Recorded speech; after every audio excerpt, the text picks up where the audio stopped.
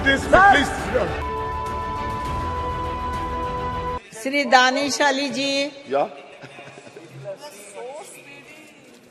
धन्यवाद सभापति महोदय कि आपने मुझे इस ऐतिहासिक पल पर बोलने का अवसर दिया। इस नए परिसर में हम आए हैं।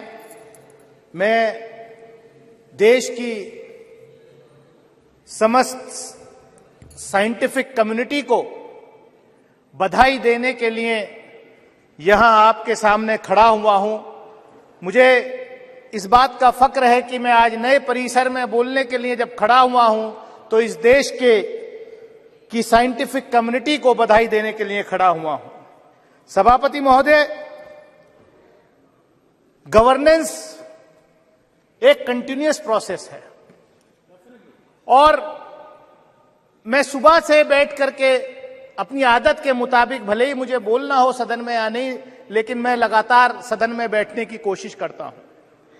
लेकिन मुझे आज अफसोस हुआ जब इस बधाई संदेश में भी शुरुआत यहां राजनीति से हो गई। इस सदन के उपनेता ने शुरुआत की, दूसरी तरफ से भी उस तरीके के राजनीतिक टिप्पणियां हुई। लेकिन आज ये पल इस देश के सभी साइंटिस्ट को, इसरो में जो काम कर रहे हैं, जिन्होंने आज हमारा सीना चौड़ा किया कि दुनिया के अंदर हम पहला देश बने कि मून के साउथ पोल पर सॉफ्ट लैंडिंग हुई चंद्रयान 3 की। उसके साथ साथ कहीं ना कहीं देश भर के साइंटिस्ट अलग अलग इंस्टीट्यूशन से जो पढ़ के आए हैं, उनका मैं भी उसमें पीछे नहीं रहना चाहता। मेरी कॉन्स्टिट्यूएंसी के भी कई बच्चों का उसके लॉन्चिंग पैड के, चंद्रयान के लॉन्चिंग पैड में उनका योगदान रहा है। सभापति महोदय, इस सदन ने कल विमेन्स रिजर्वेशन बिल भी पास किया और चंद्रयान 3 के सफल लैंडिंग में महिलाओं का बहुत बड़ा योगदान, फीमेल साइंटिस्ट का बहुत बड़ा योगदान रहा है। मैं पढ़ रहा था कि किस तरीके से तमिलनाडु की एक बहन फातिमा शाजी, जो इस प्रोजेक्ट में जिसका बहुत बड़ा योगदान है, कितने गरीब परिवार से आती थी और ये इसलिए संभव हुआ कि हमारे देश के पहले प्रधानमंत्री से लेकर के मौजूदा प्रधानमंत्री तक कंटिन्यूअस इस क्षेत्र में इसरो को बढ़ावा देने में जो है कहीं पीछे नहीं रहे।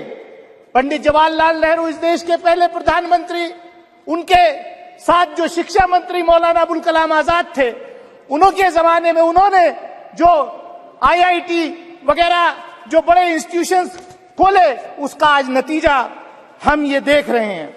लेकिन यहां पर जो बात हो रही है कि ये सिर्फ इसी सरकार में संभव हुआ है।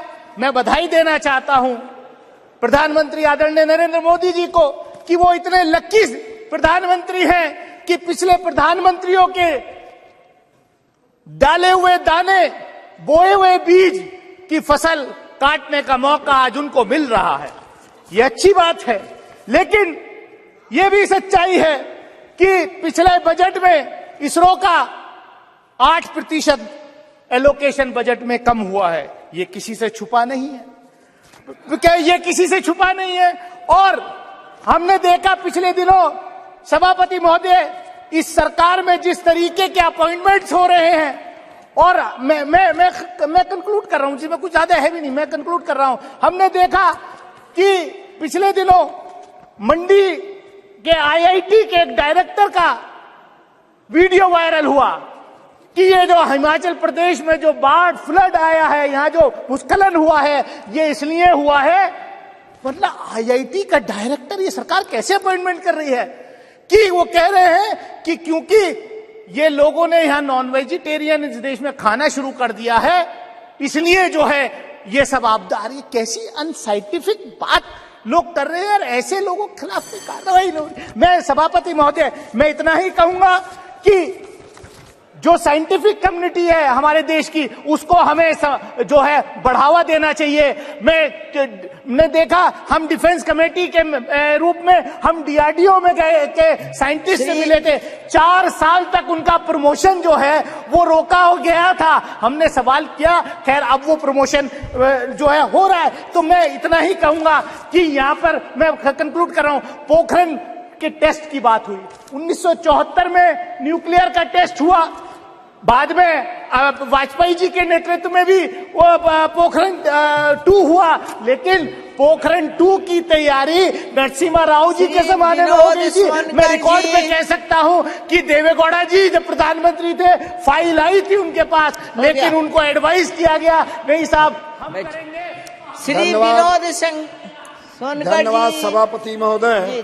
महोदया, मैं अपने को सौभाग्यशाली मानता हूं कि इस नए संसद भवन में जो आने वाले युगों तक देश का राष्ट्र के निर्माण में अपना योगदान देगा,